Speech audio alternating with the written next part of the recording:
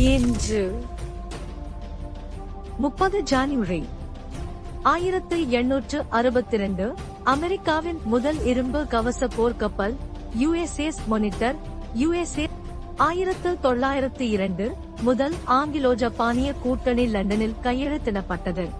1908 இந்திய அமைதிவாதியும் தலைவருமான மோகனதாஸ் கரம்சந்த் காந்தி அந்த மாதத்தின் ஆரம்பத்தில் விசாரணைக்கு உட்படுத்தப்பட்டு 2 மாதங்கள் சிறை தண்டனை விதிக்கப்பட்ட பின்னர் ஜான் சி ஸ்மட்ஸ் அவரால் சிறையிலிருந்து விடுவிக்கப்பட்டார். 1920 ஜப்பானிய கார் உற்பத்தியாளர் மால்டா முதலில் ஒரு கார் கோர்க் உற்பத்தி நிறுவனமாக நிறுவப்பட்டது.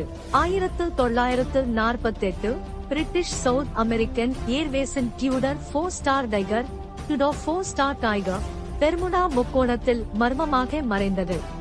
2013 நரோ -1 ஏனேஆரோ 1 தென் கொரியாவால் வெற்றிகரமாக ஏவப்பட்ட முதல் விரைவாய நாசாவியாகும்.